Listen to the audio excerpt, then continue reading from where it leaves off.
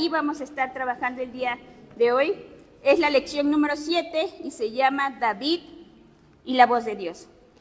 Nuestro autor nos menciona el versículo base que está en el segundo libro de Samuel, capítulo 11, versículo 2. ¿Me indican un fuerte amén cuando lo tengan, por favor?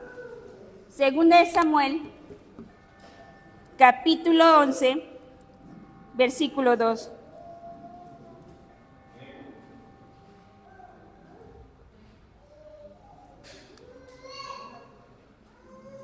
Vamos a leerlos todos juntos, por favor. Es el segundo libro de Samuel, el capítulo 11, versículo 2. ¿Juntos?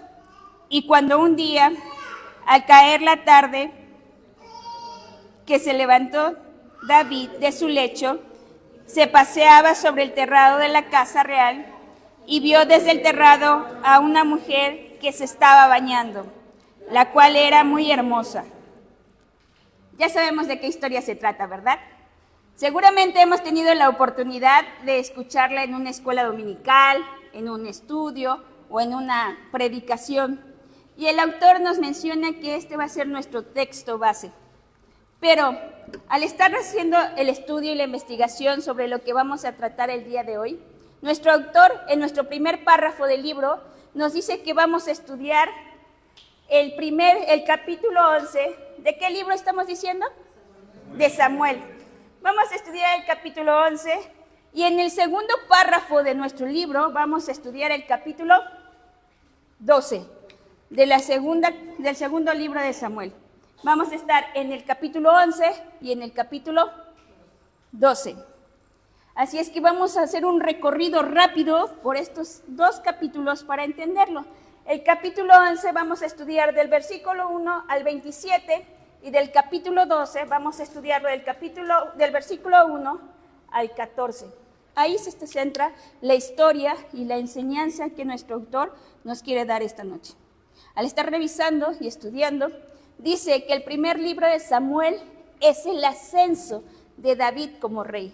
Ese ascenso glorioso, esa lucha, y ese libro nos narra todo para que David sea el rey. Y el segundo libro de Samuel es el descenso de David. Y lamentablemente el descenso de David empieza en este capítulo. ¿En cuál? En el 11. Dice que es un capítulo, vamos a ponerlo aquí, doloroso, vergonzoso y triste. Pero ¿por qué tiene esas tres características este capítulo? Dice que si en una cultura estuviera escribiendo sus historias, estuviera escribiendo en la Biblia todo lo que quisiera, esta cultura quisiera omitir y eliminar este capítulo 11 porque es doloroso, vergonzoso y triste. Pero como la Biblia está inspirada por Dios y escrita para darnos un mensaje, Dios dejó este capítulo para que nosotros entendiéramos cuál es el propósito, aprendiéramos de circunstancias, de situaciones y de personajes como David, ¿de acuerdo? Pero tiene estas tres características y va a empezar, ¿qué dijimos que iba a empezar en el capítulo 11? El descenso de David. Dice, nosotros acabamos de leer nuestro texto base, pero dice el versículo 1, en el versículo 1 del capítulo 11, dice que en aquel tiempo, cuando había guerra y se acercaba el invierno, los países que tenían guerra regresaban a sus ciudades, los reyes. ¿Por qué? Porque los inviernos eran muy crueles, eran muy duros, eran muy crudos. Entonces regresaban y David regresó a Jerusalén. Ya está establecido como rey, ya está establecido su reino desde el capítulo 10. Pero en el capítulo 11 David ya empieza a tener una rara actitud, ¿no? Llega la primavera, pasa el invierno, llega la primavera y tiene que retomar las batallas David. ¿Pero qué creen? Dice el versículo 1, que David se queda y que envía a Joab a la guerra. Dice que envía a Joab, hace un ejército y le dice, ve tú Joab, ve tú a pelear. Y él se queda. Esa es la primera señal de que algo estaba pasando con David. Porque dice que va Joab contra los amonitas y se acerca, tienen una confrontación, pero no tiene la victoria total. Entonces David en una segunda batalla va y regresa con la victoria. Y Dios le dice, David, a ti te he llamado como rey.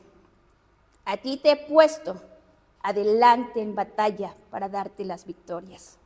Tienes que estar atento a lo que te estoy pidiendo. Y David decide quedarse. Leemos el segundo versículo. ¿Ya lo leímos?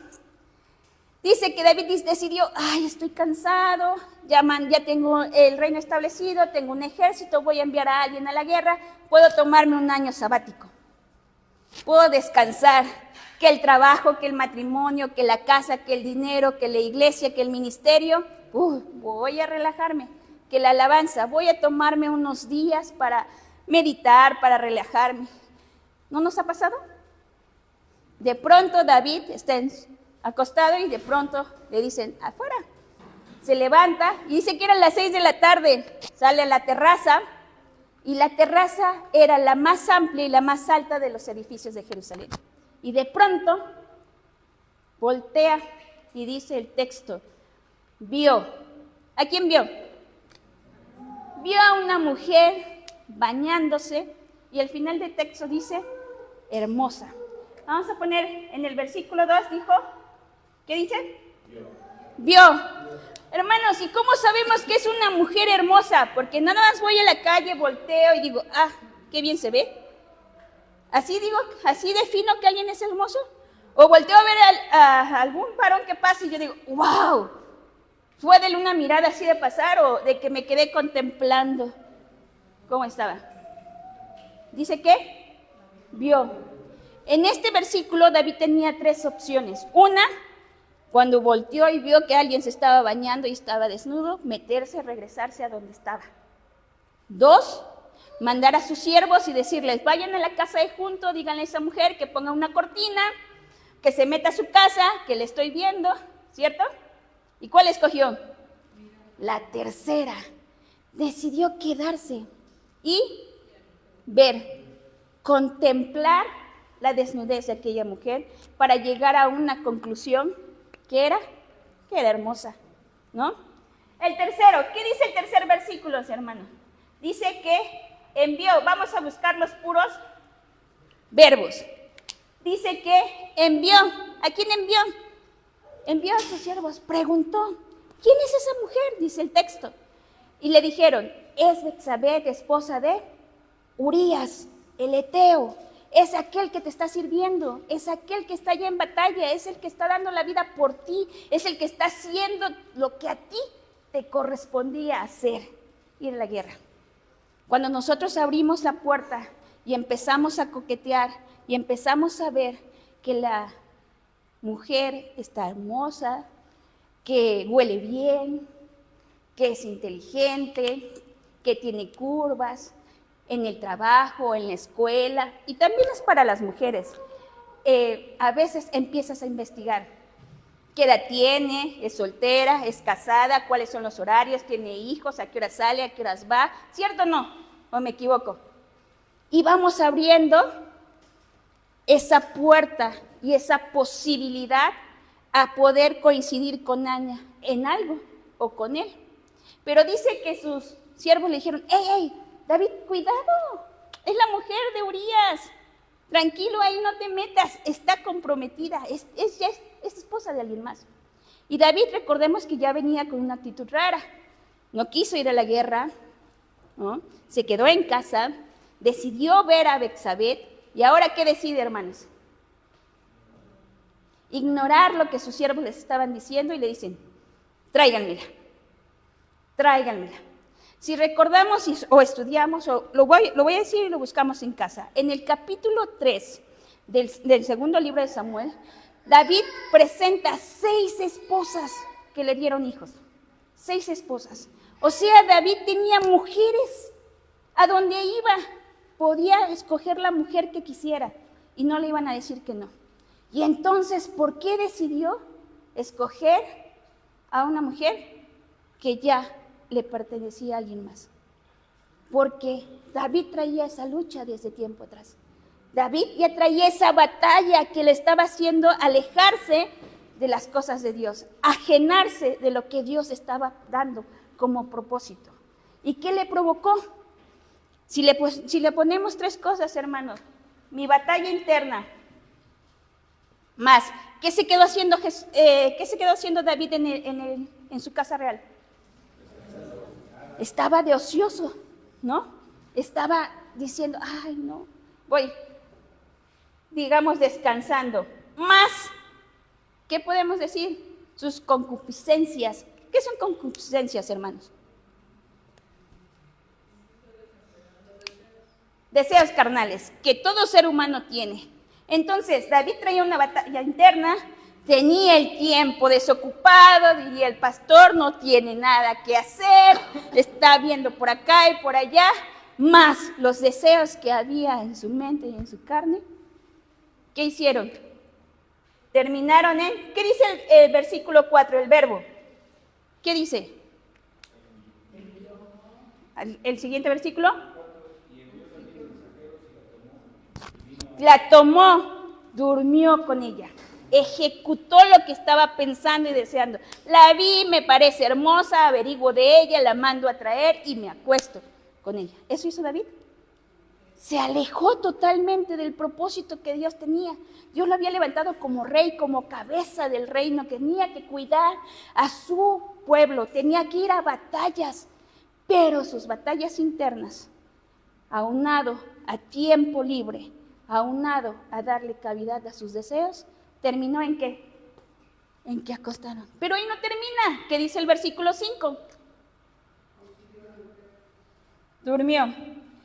Dijo David, bueno, ya pasó, ya tuve intimidad con ella, no pasa nada. Y oh, sorpresa, llega el versículo 5 y le avisa a Betsabé, estoy encinta, estoy embarazada. Entonces David entra en un caos y dice, ¿qué sucede? ¿No? ¿Y ahora cómo le voy a hacer? Porque ella está embarazada. ¿Sí? Viene el versículo 6, del 6 al 13. David busca esconder las consecuencias de su mala decisión. Buscar una solución rápida. ¿Y cuál es? Mándame a traer a Urías, quiero que llegue aquí, me urge que se acueste con su esposa para que esto pase por alto, se tape, ¿no? Lo manda a traer, lo llena de privilegios, todo lo pueden leer del versículo 6 al 13, ¿de acuerdo? Lo llena de manjares y le dice, vamos Urías, necesito que descanses, has estado en batalla mucho tiempo, necesito que atiendas a tu mujer en esta área. ¿Pero qué creen? Resulta que Urías salió un hombre íntegro, leal, honesto, comprometido con el llamado que le habían dado, comprometido con la misión que le habían dado. Y Urías le dice al rey, ¿cómo me pides que yo me bañe, que descanse y que vaya a dormir con mi mujer cuando mis soldados están en la batalla? Cuando hay soldados durmiendo aquí en la carpa, cuando el arca está en una carpa, cuando mi rey duerme aquí. Para eso no fui llamado. Yo tengo que estar defendiendo y cumplir el llamado que se me ha dado. ¡Wow! ¿Y David qué hace? No podía con eso. Resultó que Urías era lo que él tenía que ser. Urías estaba cumpliendo con lo que él tenía que hacer. Y entonces, ¿qué sucede? En el versículo 14, escribe una carta. ¿Y a quién se le escribió? A Joab. Y le dice, Joab, necesito que mandes a Urías al frente de la batalla, que lo pongas frente al muro y necesito que muera. Cuando nosotros tomamos una mala decisión y nos lleva, no solo nos lleva las consecuencias a nosotros, sino a la gente que nos rodea. Ustedes saben lo que pensó Joab cuando leyó la carta. Conocía a su rey y entendía perfectamente lo que su rey le estaba diciendo. Y no se preguntó, ¿por qué quieres que yo mate a Urías? Si es un soldado leal, si es responsable, si es comprometido, ¿cuál falla? Seguramente tenía algún defecto, pero en esa, Urías estaba cumpliendo. ¿Se imaginan lo que tenía en la cabeza Joab? Pero tenía que cumplir, y sucedió, ¿cierto? Del 15 al 25 nos narra la muerte de ¿quién? De Urías. Y en el 16, Joab va y le dice al mensajero, ve y dile a David, dile al rey que Urías ha muerto. Él te va a entender. Dale este mensaje y él lo va a entender. Y le dan el mensaje. Y David hace, ya. Porque en el 16, en el 17, ¿qué le dice? Que ya murió Urías. En el 17, le dice que ya murió Urías. Pero del 15 al 25 es toda la historia, ¿de acuerdo? Y en el 25 David le dice, le manda la respuesta a Joab y le dice, no te preocupes, no pasa nada, esto tenía que suceder, son gajes del oficio. Él era soldado, iba a la guerra y pues hoy está muerto. Y dijo David, hasta aquí, se solucionó mi problema, ¿cierto? El 25, Betsabé se entera que es viuda. El 26 digo, y entonces, ¿qué dice David? ¿Cómo vamos a solucionar esto? Me voy a casar con ella. Y en el 26 se casan. Y el 27 dice, Jehová, ¿qué dice el 27? Y pasando el tiempo entró David y la trajo a su casa. Y fue ella su mujer y le dio a luz un hijo. Mas esto que David había hecho fue desagradable ante los ojos de Jehová. ¿Qué dijo? Fue desagradable.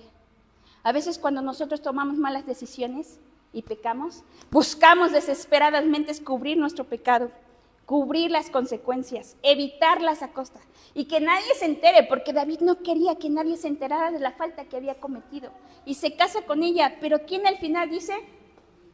No estaba de acuerdo. ¿Vamos bien hasta ahí? ¿Sí, hermanos?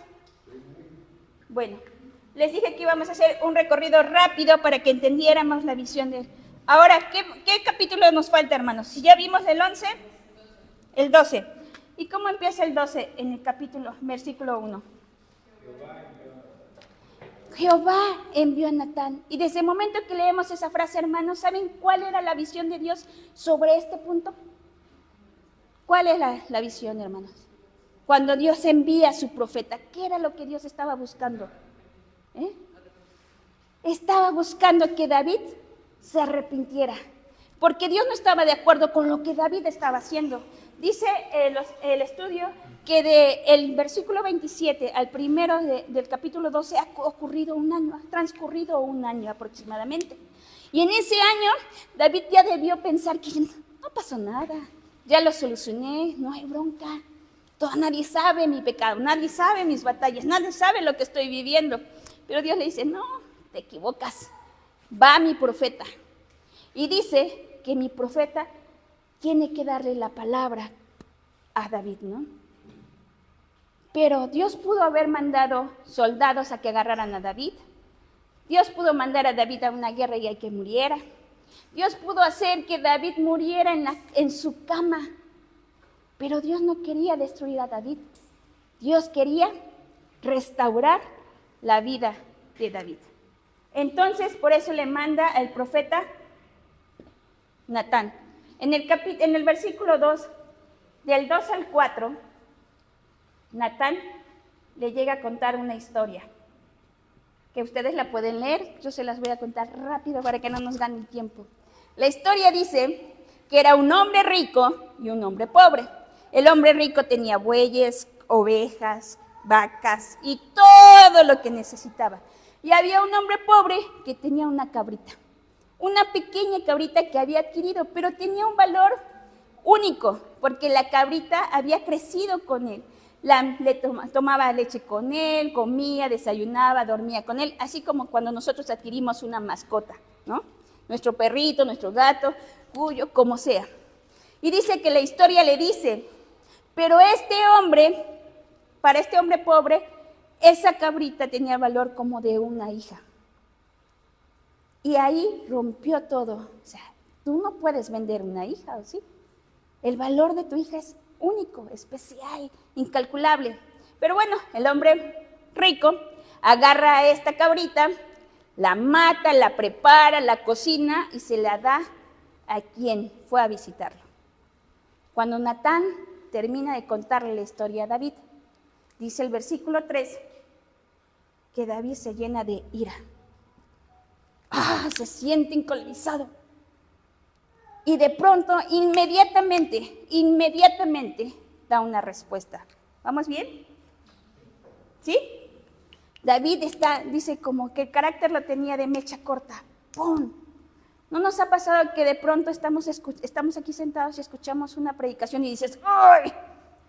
¡Que pase de largo! Hay algo que escuché que hizo aquí algo que no me gusta, ¿no? O estamos en una conversación y de pronto los hermanos, el pastor, alguien viene y te dice, solo una conversación y a ti te suena algo que aquí algo está mal, ¿no? Natán le contó una historia, no le dijo dónde había ocurrido, no le dijo quién lo había hecho, no le dijo absolutamente nada más que la historia. Pero David, que la escuchó, entendió perfectamente lo que dice. ¿Alguien me puede leer el versículo 4, por favor? Y vino uno de camino al hombre rico, y este no quiso tomar de sus ovejas y de sus vacas para guisar para el caminante que había venido a él, sino que tomó la oveja de aquel hombre pobre y la preparó para aquel que había venido a él. El 5, por favor. Entonces encendió el furor de David en gran manera contra aquel hombre y dijo a Natán, vive Jehová, que el que tal hizo es digno de muerte. Respondió inmediatamente, ¿cierto? Y si nosotros leemos, así como el pastor leyó el texto, se oye fuerte, ¿no? Con furor. Dice, por favor, busquemos Salmos 32:3. Salmos 32:3. Y quien lo tenga me puede ayudar leyéndolo, por favor. 32:3. Sí. Mientras callé mi pecado, mi cuerpo se consumió con mi gemir durante todo el día. Este salmo, David lo escribe después de esta historia. Después de lo que pasa en Samuel, David escribe este salmo narrando lo que sucedió. Decía que durante todo este año, David había enmudecido, se había callado su pecado, se había guardado y había aparentado que nada ocurría. Pero ¿qué creen? ¿Con quién se separó? De Dios. Ya no tenía comunicación con Dios, ya no era pleno, porque estaba aquí escondiendo algo. Entonces, dice en el versículo 5, que respondió, Jehová, ¿qué dijo? ¿Podría repetirlo, pastor, por favor? El 5. Entonces encendió el furor de David de gran manera contra aquel hombre y dijo a Natán, vive Jehová, que el que tal hizo es digno de muerte. ¿Sí? Dice en el versículo 6. Y debe pagar la cordera ¿Sí? 4 tantos, porque hizo tal cosa y no tuvo misericordia. David, vamos a sacar 3 aspectos de esta respuesta, 4 aspectos. Responde religiosamente, vive Jehová.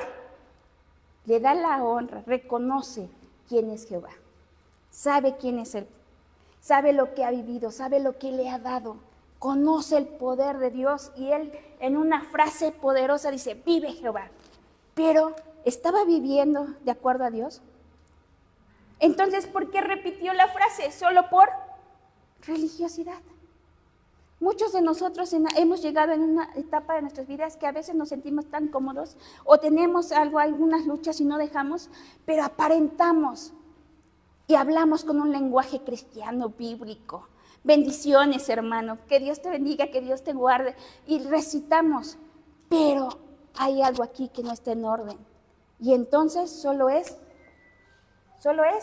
religión, porque David no estaba en orden, pero sabía quién era Dios. El segundo punto, dijo, digno de muerte. En Éxodo 22, David conocía la ley, en Éxodo, lo ven en su casa, en Éxodo 22, habla que cuando alguien roba una oveja, se tiene que corregir el daño 4 veces. Entonces, si robaban una oveja, ¿cuántas tenían que dar? Y por eso lo dice textualmente, hay que recuperar 4 ovejas, ¿no? Pero en la ley, en ese libro, no decía que fuera digno de muerte. Y Natán le queda viendo, ¿pero por qué digno de muerte? La ley no lo dice. ¿Por qué David está tan enojado que dice, hay que regresarle 4 ovejas, pero hay que matarlo? por haber robado esa oveja. Salud. Por haber robado esa oveja. Y Natán le dice, ¿por qué? Les voy a decir por qué, hermanos. El estudio dice que el pecado ajeno siempre se ve más grande. El pecado ajeno siempre se ve destructivo, dañino. El pecado ajeno siempre merece la muerte, la expulsión, la sentada, el aislamiento. Sacarlo de donde está. Pero cuando el pecado es mío, entonces sí necesito misericordia, sí necesito amor, sí necesito empatía, sí necesito comprensión. Y David estaba hablando de un extraño y dijo, merece la muerte, no tiene misericordia. Y por último, ¿por qué hablamos de robo? Porque Betsabé era una mujer casada. Porque Betsabé ya tenía una vida hecha. Porque Betsabé tenía un esposo que cumplía.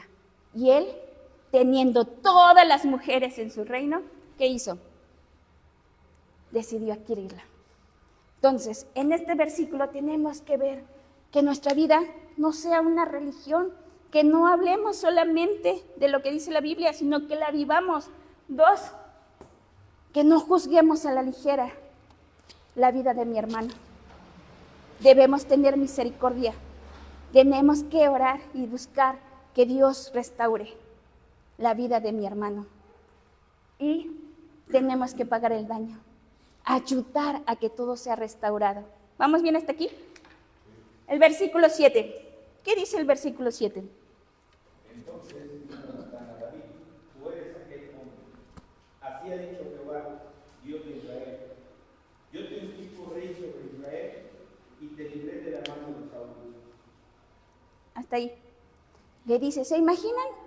Ya tienen esta conversación, ya llegó y le contó la historia. David ya se reflejó, ya le contestó, como algunos hacemos, ¿no? Nos dicen algo y de pronto ya se nos encendió y tratamos de defendernos, de vernos bien maduros, bien responsables, bien espirituales, ¿no? Pero solo para ocultar mi lucha, mi pecado, ¿no? Y le dice Natán, ¿ese eres tú? Ese hombre que robó, ese hombre que se equivocó, ese hombre eres tú. Y Natán es un simbolismo de, ¿qué puede ser? El Espíritu Santo que te dice, hey, cuidado, Lisette, por aquí no es, ten mucho cuidado. Ignoramos a Natán. Puede ser tu pastor que te dice, oye, estoy viendo que te estás moviendo por una dirección incorrecta, ¿no? Puede ser algún hermano que dice, oye, hemos estado platicando y te veo rara, ¿quieres conversar? Tenemos que poner mucha atención. Dios usa su palabra, Dios usa sus predicaciones, Dios usa las enseñanzas, Dios usa las alabanzas. Nosotros tenemos que tener esta comunicación con Dios para poder estar atentos a cuando Dios te manda y te dice, hey, por ahí no es, te estás equivocando. ¿De acuerdo? El 8. Aquí le dijo, ese eres tú. ¿Qué dice el 8? Y te di la casa de tu Señor y las mujeres de tu Señor en tu seno. Además te di la casa de Israel y de Judá. Y si esto fuera poco, te habría añadido mucho más. Le dijo en el 8, ¿qué te hacía falta, David? Dime, ¿qué te hacía falta?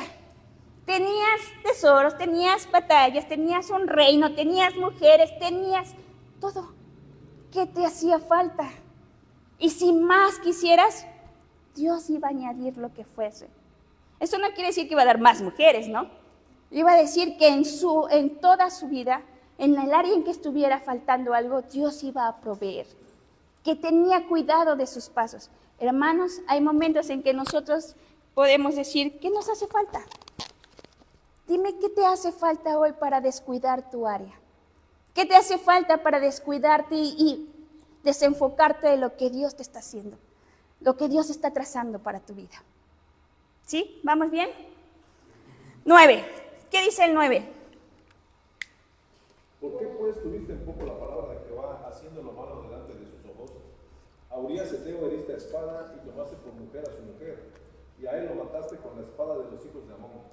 Este versículo es la parte segunda del párrafo segundo de nuestro libro. Lo menciona el autor como la base de todo. Te puedo pasar que te hayas acostado con la mujer de Urías. Te puedo pasar que hayas hecho todas estas situaciones, pero ¿sabes cuál es el problema? Que menospreciaste la bendición de Dios, que menospreciaste la presencia de Dios, que menospreciaste lo que Dios te ha enseñado en tu vida, que lo pusiste por poco y te fuiste con lo que tú deseabas, con lo que tú pensabas, con lo que tú querías, con lo que tú estabas batallando, y a Dios lo hiciste a un lado. Ese fue el problema, David. Ese es el problema. Menospreciar, no darle el valor suficiente a lo que Dios ha hecho en tu vida, a lo que Dios ha hecho en nuestras vidas y nos ha enseñado a través de todo lo que hemos venido viviendo, aprendiendo y haciendo. Este es el versículo donde cambia toda la situación. Pero ahí no queda. Del versículo 10 al 12, Natán le dice las consecuencias de esta mala decisión. ¿Por qué? Porque cuando tomamos una decisión vamos a tener buenas consecuencias o malas. Y Natán le dice, vas a vivir las malas consecuencias, David. ¿Cuáles son las consecuencias? 1, entrará espada a tu casa. Tendrás problemas. 2, te quitaré todo, tus mujeres, todo te lo quitaré. Y esto va a ser en público, la gente lo va a ver, porque lo que tú quisiste hacer en lo oculto, yo lo voy a sacar a la luz. ¡Puh! ¿Se imaginan todo este discurso? Toda esta situación. David estaba totalmente impresionado del efecto que había tomado, de las consecuencias tan grandes que iba a vivir por una sola decisión que fue. ¿Cuál fue? ¿Qué fue? Vio. ¿A quién vio? A Betsabé. Dice el versículo 13. ¿Vamos bien hasta ahí? ¿Alguien lo puede leer, por favor? El versículo 13. Entonces dijo David a Natán, pequé contra Jehová. Y Natán dijo a David, también Jehová ha remitido tu pecado, no morirás. En un solo versículo, que es el 13, dice 3 palabras. Pequé contra Jehová. Cuando David termina todo esto, hay un versículo y le dice, ya entendí. Ya escuché lo que está diciendo Natán. Natán ya me abrió el panorama. Ya comprendí lo que Jehová me venía a decir. Y ¿sabes qué? No necesitaba consejería, no necesitó un culto especial, no necesitó un culto de oración. Solo confesó. ¿Qué dijo? 3 cosas. Pequé contra Jehová. Hermano, hermana, no sé cuáles sean tus batallas, pongámosles el nombre que quiera. Tenemos batallas, pero tenemos que buscar la presencia de Dios, ahí en la intimidad de nuestra habitación, y decirle, Dios, aquí está mi batalla, no puedo con ella. Llevo años orando, he intentado en mis fuerzas, en mi conocimiento, en mis habilidades, pero sé que estoy pecando contra ti, que voy en contra de tu voluntad, de lo que tú estás haciendo. ¿Y qué le contestó Natán a David? Ahí dice, el mismo texto lo dice. ¿Sabes qué, David? Has tenido gracia delante de Dios. Te ha tenido misericordia y no vas a morir por lo que acabas de hacer, por lo que hiciste. Porque la ley decía vida por vida.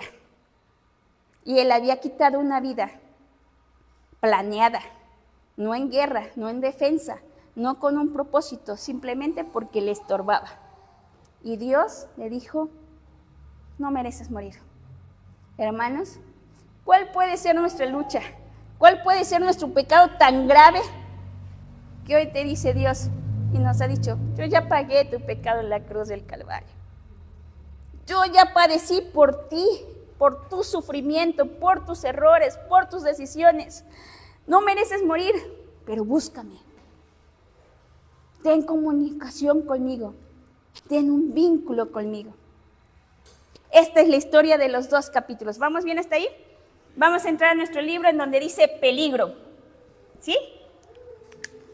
Dice, La Biblia nos habla de un peligro y de dos condiciones a las que llegamos si no nos cuidamos.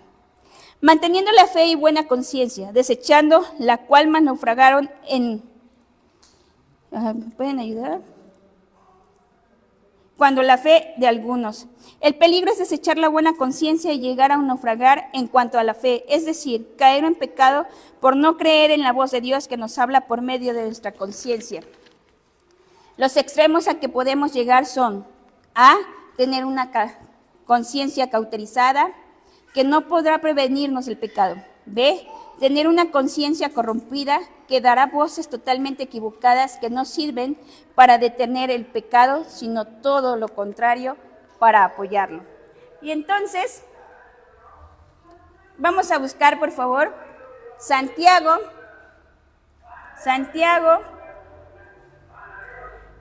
capítulo 1, versículo 15. Por favor.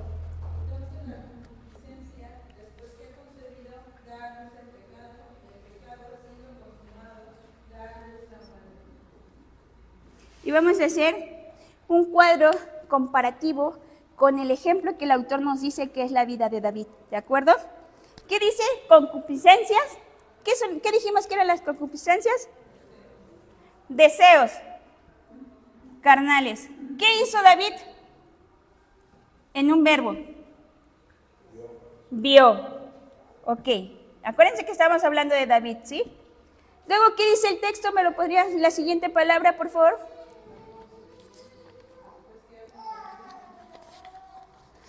Dice, ¿y de dónde nacen las concupiscencias, hermanos? Cuando David estaba viendo, ¿de dónde nacen? Del corazón, ¿de acuerdo? Se emocionó, David la vio, se estremeció, ¿cierto? Entonces nace del corazón. ¿Y del corazón a dónde suben? A la mente. Del corazón suben a mi mente. Y entonces David empezó a maquinar, ¿no? La vio y dijo, esta mujer es muy hermosa, ¿no? Yo la quiero. ¿Y cómo maquinó? ¿Cómo maquinó? Exactamente, empezó a desear. La siguiente palabra, ¿qué dice el versículo? ¿Concebido? ¿Estoy bien? ¿Sí?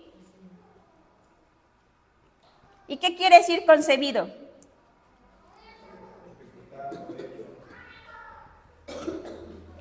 Ejecutado, hecho. ¿Cuándo lo ejecutó? En verbo, lo que hizo David. ¿Cuándo lo ejecutó, hermanos? ¿Cuándo qué? Cuando durmió con ella. Ahí la vio, dijo, wow, qué guapa. Maquinó en su cabeza, la mandó a traer y durmió con él. Eso. Pero después el texto dice, da luz el pecado. ¿Qué es pecado, hermanos? Lo que no le agrada a Dios. ¿Qué otra cosa? ¿Qué otra definición tenemos de pecado? Desobediencia. ¿Qué otra definición? Apartado de Dios. ¿Hemos escuchado errar al blanco? El pecado es errar al blanco. Y David erró el blanco perfecto, que es desenfocarse de Dios. Pero dice que ahí dio la luz porque lo concibió, la ves, conoces a alguien y dices, se ve bien, tiene buena voz, huele bien. Pues no va a pasar nada si lo agrego al Facebook, no va a pasar nada si lo agrego al WhatsApp, si de pronto lo saludo, si de pronto salimos a desayunar, si nada más compartimos una frase, no va a pasar nada, tantito. ¿Qué pasará? Y al rato esas conversaciones van creciendo y van creciendo y van creciendo. Y cuando te das cuenta, caíste en dar a luz un pecado. Ya caíste en infidelidad, en adulterio, ¿no? Esta porción de la Biblia nos habla del adulterio. Pero nosotros le podemos decir, ponerle el nombre que querramos a la batalla que estamos viviendo. Pero el texto no termina ahí. ¿Qué sigue del texto?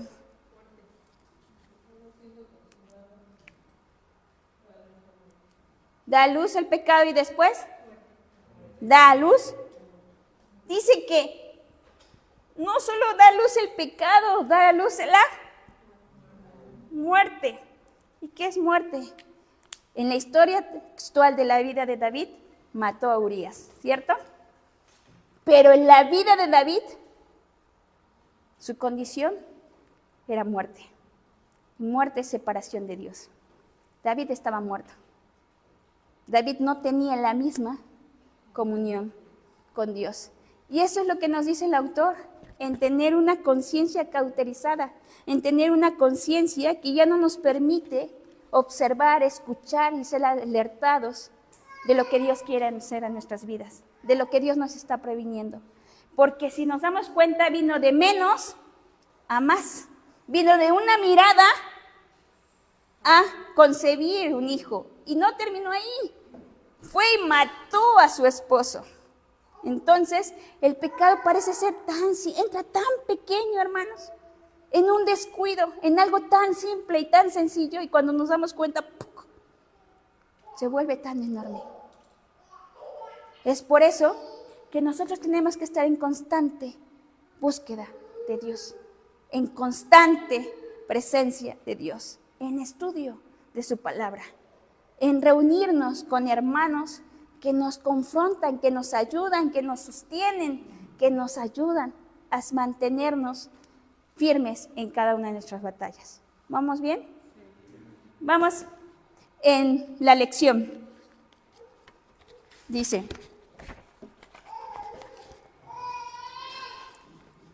necesitamos vivir con la puerta de comunicación con Dios totalmente abierta y limpia para gozar esta experiencia de la que nos habla el salmista.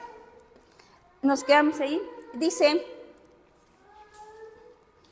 vamos a retomar el texto de 2 de Samuel, capítulo 12 y 13, donde le dice David a Natán, pequé contra Jehová, y Natán le dijo, también Jehová ha remitido tu pecado, no morirás. Hay varias cosas que debemos observar en todo esto, hermanos. Vamos a hablar de 5 puntos. Hermanos, es importante detectar cuáles son nuestras batallas. ¿En qué estamos luchando? ¿Con qué estamos luchando? Detectar.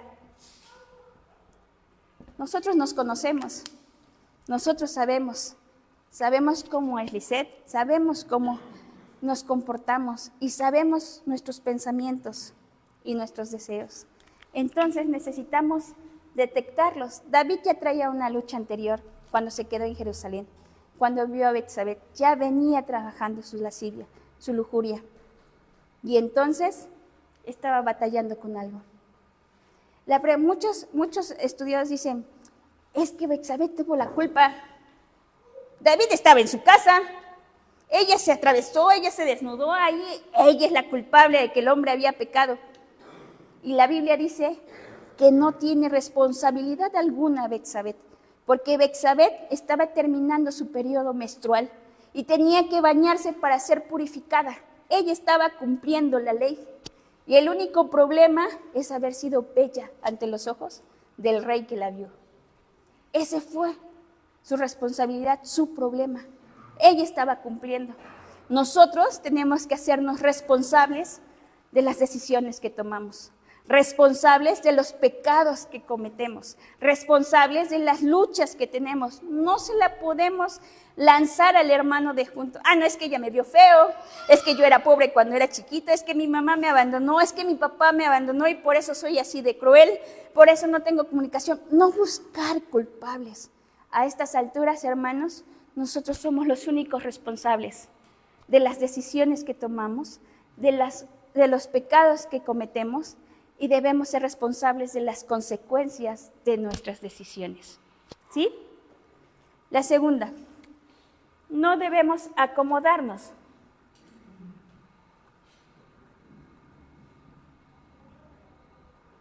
Dice que David, mientras estaba tratando de establecerse como rey y establecer su reino, él estaba en constante comunión con Dios. Escuchaba a Dios, buscaba a Dios, obedecía a Dios. Tenía esta comunicación clara con Dios, como dice el autor. pero en el momento en que se estableció como rey, ¡puf! Quiero descansar, me quedo en casa, ¿no? A lo mejor nosotros tenemos buscando trabajar en la iglesia, en algún ministerio, a lo mejor tenemos buscando un puesto en la empresa y de pronto nosotros nos acomodamos. Ya soy maestra. Ya doy enseñanzas. Ya predico. Ya estoy en la alabanza. Y luego empezamos a hacer todo mecánicamente, llegar a las 5 para las 7, irme a las 9, llegar martes, jueves y domingo y ¡pum! Ahí termina mi comunicación con Dios, mi relación con Dios. No debemos acomodarnos, sino buscar lo que Dios tiene para nosotros. Buscar esta constante comunicación con Dios. Tercero, recibir y estar atentos a lo que Dios nos va marcando a través de todo, de las enseñanzas, de los estudios, de todo, de su palabra, de cuando el Espíritu Santo te dice a través de la palabra lo que está pasando, de lo que tienes que corregir. Tenemos que estar atentos, porque a veces dice, ay sí, pero lo dejo pasar, ¿no? O cuando el pastor dice, haz esto, o con algún hermano, oye, creo que es tiempo de tomar esta decisión, es tiempo de tomar este reto, es tiempo de... Y tú dices, déjame, lo pienso, ¿no? Le metes freno al asunto y no tratamos de sanar y de liberar esta área de nuestras luchas, ¿sí? Dice, confesar. ¿Y confesar a quién? A nuestro Dios, nuestras luchas. En la intimidad, ponernos a cuentas con Dios, poner todas nuestras áreas en orden. Dios está encargado, Dios quiere hacer que tú y yo tengamos una vida mejor cada día, que vayamos aprendiendo, que vayamos restaurando, que vayamos creciendo, que vayamos edificándonos, que vayamos siendo diferentes y creciendo en madurez. Pero hay veces que no nos dejamos. Hay veces que traemos un problema que estamos batallando desde hace 20 años y solo porque ya nos acostumbramos o solo porque no estoy dispuesto a poner orden en esa área. Entonces, necesitamos confesar y poner en orden. Y la última, hermanos, tenemos que enfrentarnos las consecuencias de nuestras decisiones. Seamos valientes. Así como fuimos valientes, hicimos un lado las enseñanzas, los principios y decidimos tomar una mala decisión, pues hay que enfrentarlas. Hay que decirle a Dios que aquí estamos. Y Dios, me equivoqué, perdóname, pero no me sueltes hasta que hagas la obra perfecta en mí. El salmista termina con un salmo diciendo, el autor del libro con un salmo diciendo que para que no lleguemos a estas cosas de deseos como David tenía deseo de esta mujer, que tengamos una actitud de agradecimiento todo el tiempo. Que agradezcamos todo lo que vivimos diariamente, en la escasez y en la abundancia, en la tristeza y en la alegría, en toda situación. Démosle gracias a Dios por lo que está haciendo en nuestras vidas, porque seguramente cualquier situación que hoy en día estamos viviendo tiene un propósito en Él para que nosotros salgamos victoriosos de todo esto. Entonces, hermanos, hoy la enseñanza quiere decir, o nos está dando, que debemos poner nuestra vida en orden. Nos quiere prevenir que una decisión cambia la trayectoria del propósito que Dios tiene para nuestras vidas. Solo una decisión redirecciona todo lo que somos o todo lo que estamos.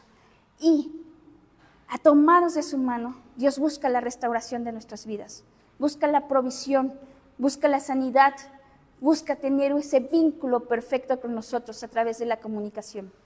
Vamos a leer, por favor, el Salmo 32, del 1 al 5.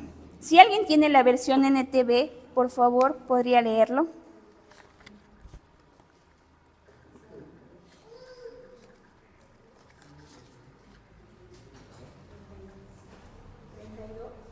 Salmo 32, del versículo del 1 al 5.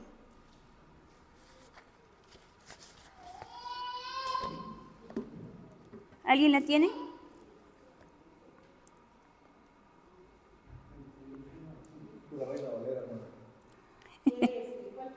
NTV. Sí, gracias. 32 del 1 al 5, por favor.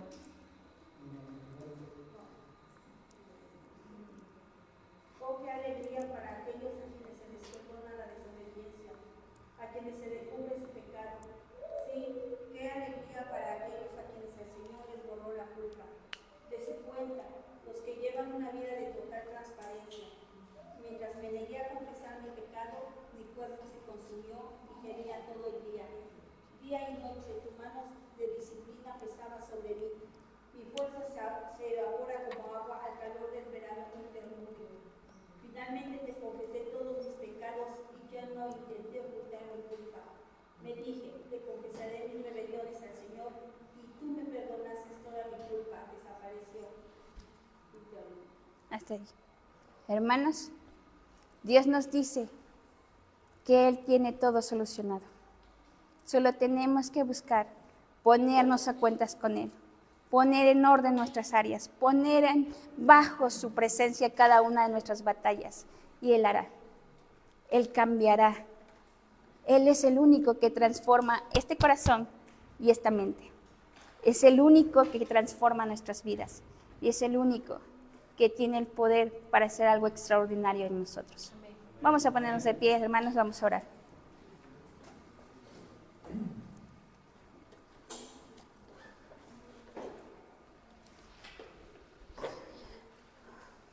Bendito Dios y Padre eterno, te damos gracias por cada una de las cosas que nos has dado hasta el día de hoy. Gracias, Señor, porque tú tienes cuidado especial de cada uno de nosotros. Gracias, Señor, porque sé que tú tienes el control de cada una de las casas. Gracias por tu amor, porque como David, Señor, todo lo que habría estado condenado, pero sobre nuestras vidas tú nos extiendes tu amor, tu misericordia y tu perdón. Señor, no tenemos excusas para poder venir a tu presencia y confesarte cada una de las luchas que tenemos. Te pedimos, Señor, que nos ayudes a ordenarlas, Señor, que podamos ser, Señor, caminar en integridad, en transparente, Señor, y con una continua búsqueda de tu presencia, de tu amor y de tu misericordia. No nos sueltes, Señor, hasta hacer la obra perfecta en cada uno de nosotros. En el nombre de Jesús. Amén.